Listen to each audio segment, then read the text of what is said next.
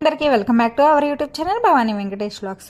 మీరైతే దోశలోకి ఇడ్లీలోకి పల్లీ చట్నీ ఎలా చేస్తారు, నేనైతే ఎలా చేస్తాను మీకు ఈ వీడియోలో చూపిస్తాను, చూసేయండి. అలాగే మీరు కూడా ఒకసారి ఇలా ట్రై చేయండి. హోటల్ స్టైల్లో లాగా సూపర్గా వస్తుంది.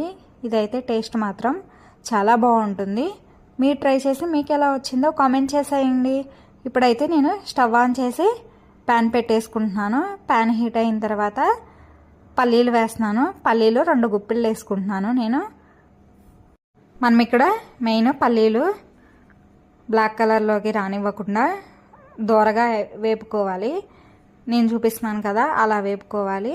ఇవి వేగిపోయిన తర్వాత నేను ఇదే ప్యాన్లోకి పచ్చిమిర్చి 5 తీసుకున్నాను. ఇవైతే మంటలేవు, అందుకే నేను 5 తీసుకున్నాను.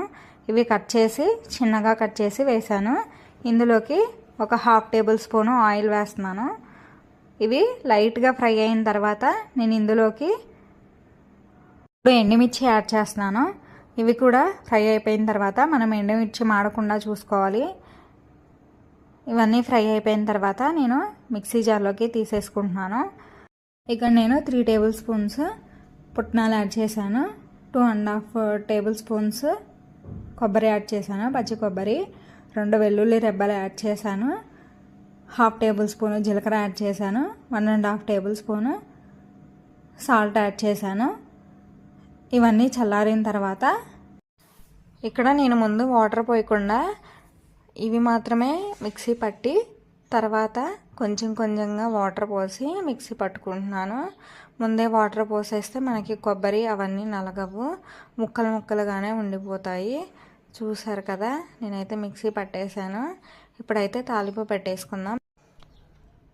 స్టవ్ ఆన్ చేసి ప్యాన్ పెట్టుకొని ప్యాన్ హీట్ అయిన తర్వాత ఆయిల్ వేస్తున్నాను. ఆయిల్ కూడా హీట్ అయిన తర్వాత 1 టేబుల్ స్పూను తాలింపు దినుసులు, 1/2 టేబుల్ స్పూను జీలకర్ర, చిటికెడు పసుపు, వాష్ చేసి పెట్టుకున్న కరివేపాకు కూడా వేసేసాను. ఇవన్నీ లైట్ గోల్డెన్ కలర్లోకి వచ్చిన తర్వాత స్టవ్ ఆఫ్ చేస్తున్నాను. ఇలా రావాలి.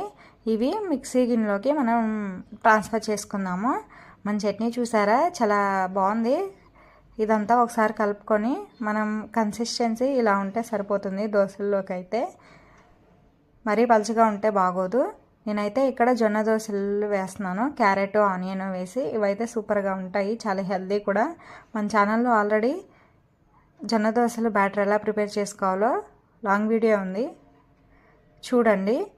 అంతే. ఇంకా ఈ వీడియో నచ్చినట్లయితే మన ఛానల్ని ఎవరైనా కొత్తగా చూస్తున్నట్లయితే ఒక లైక్, షేర్, సబ్స్క్రైబ్ చేసేసుకోండి. మరి బాయ్ అందరికీ.